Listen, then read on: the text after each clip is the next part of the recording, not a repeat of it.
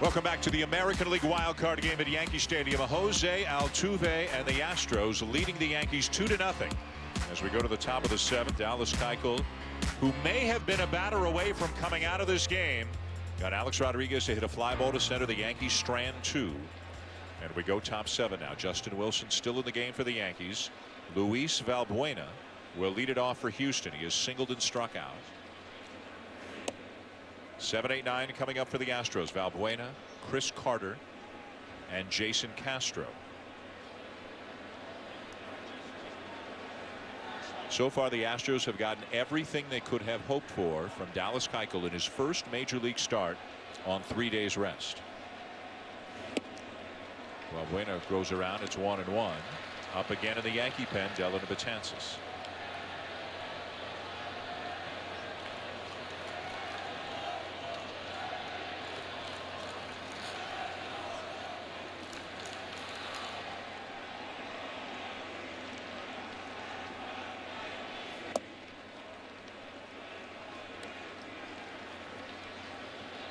A solo home run for Colby Rasmus on the first pitch thrown by Masahiro Tanaka in the second inning, and a solo home run by Carlos Gomez on the first pitch thrown by Tanaka in the fourth inning. 2-0 Houston.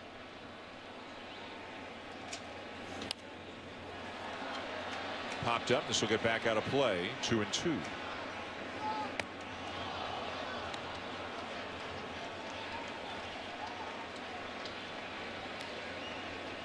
The Astros have not been to the postseason since 2005 and lost 100 or more games 3 straight years, 2011, 12, and 13.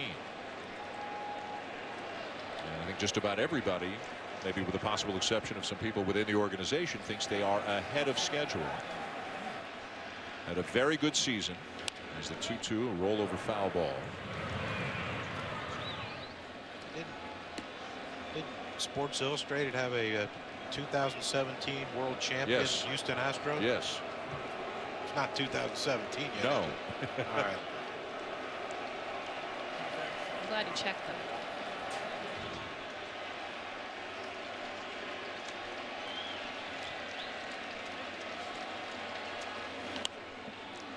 Out of play.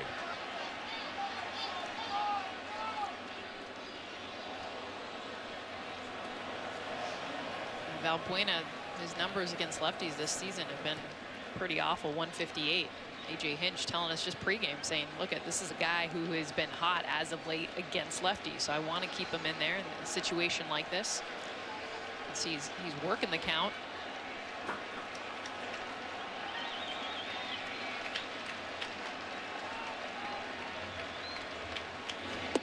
Full count.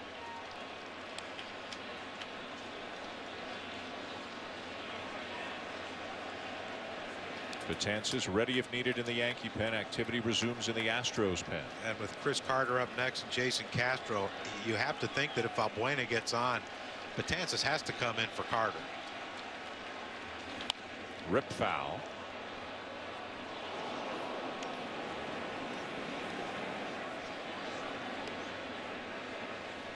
He threw more innings in relief than any pitcher in baseball this year, Betances.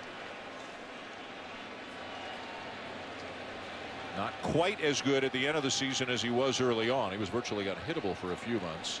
Still awfully good at the end, but not quite as unhittable. Fouled back. Well, this is a 9-pitch at bat and counting right now for Valbuena. 25 home runs on the season. And that's why I think that if he wins this battle with Justin Wilson, you can't risk him being maybe a little tired. Throwing to Chris Carter. Carter hits a home run. Game's out of reach.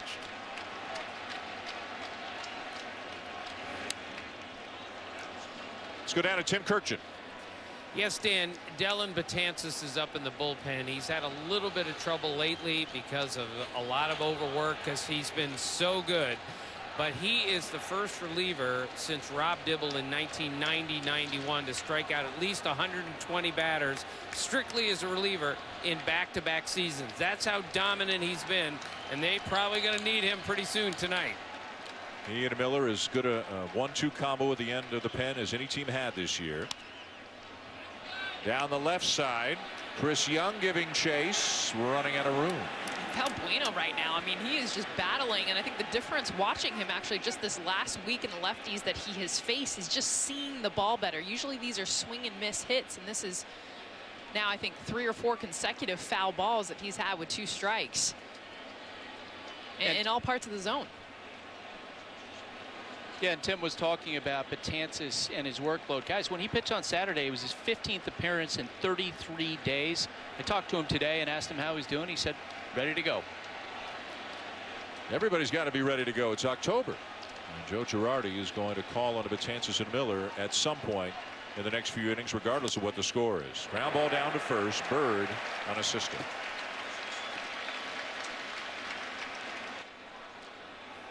Back here in the top of the 7th, the pitching change. Dylan Betances has entered the game for the Yankees. Houston leads 2-0.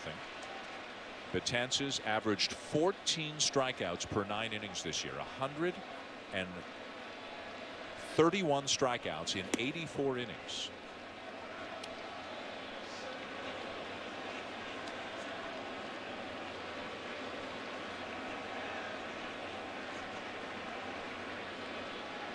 Again, as we mentioned, though, later in the season, not quite as dominant as he was earlier.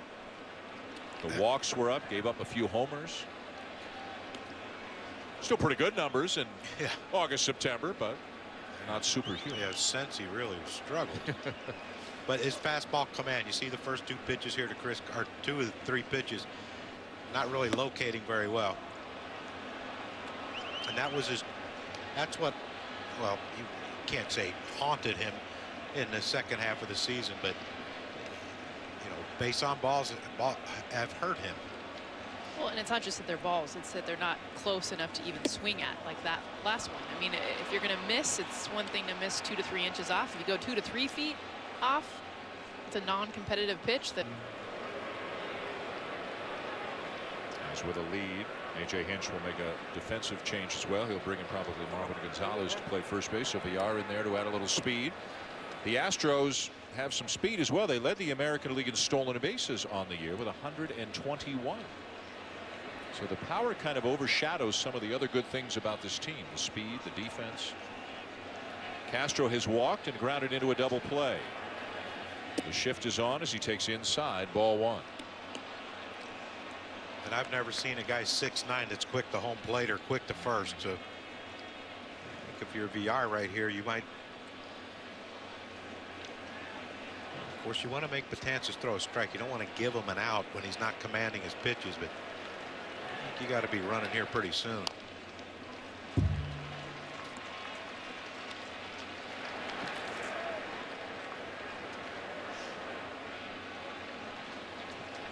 Yeah, this year, Crucky, opponent 17 steals, 21 attempts. Well, he just threw 2 sliders. The first 2 pitches of this at bat to Jason Castro, and VR hasn't moved yet.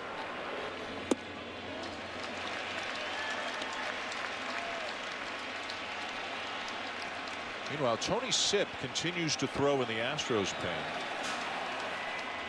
as the Astros bat. You guys think Keuchel's done after 6? 87 pitches on the night on 3 days rest. Runner goes. Strike 3 called. Throw down. Not in time. So Castro strikes out for the second out. VR steals second. Here's Altuve. And a breaking ball for a strike. Altuve's 0 for 3. The only runs for the Astros coming on a couple of solo home runs. Colby Rasmus, Carlos Gomez. 2-0 Houston, top 7. The winner moves on to take on Kansas City in an American League Division Series. The loser is done. Hooked into left field. It is dropping for a base hit, and VR will come in to score as the Astros lead is now 3-0.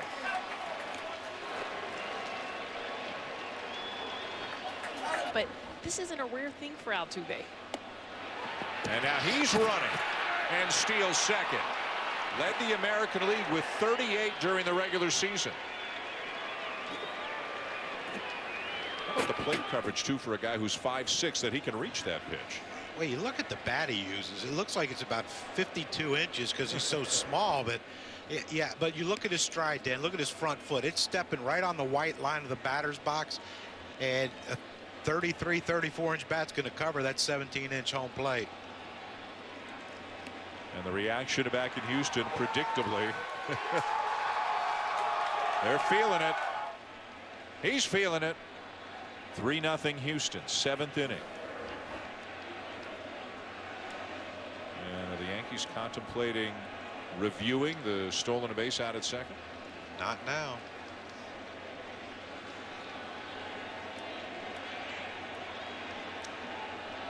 So they won't ask for a review. Altuve in scoring position with 2 down, and the batter was George Springer, 1 for 3. He doubled in the third. And a fastball is judged high by Eric Cooper for a ball, 1-1. So they get the first couple of runs on homers, but here in this inning, it's a walk, a steal, and a base hit to bring in the 3rd run of the night. Big swing and a miss by Springer. And I think you see that swing by Springer right there. I think that's something that, you know, over time with some maturity, that big go for broke swing, understanding that he doesn't have to swing that hard to hit it out. I think if you're going against an 83 Keuchel pitch, yes, but if you're going against Betances at 99, I mean, all he's got to do is get the barrel there, and that ball's gone. Off the end of the bat, a weak roller to second. Got to hurry, and they just do get Springer to end the inning. The Astros, though, tack on a run. Altuve drives in Villar with a base hit to left field. 7th inning stretch now with the Bronx, and the Astros have added to their lead. It's now 3-0.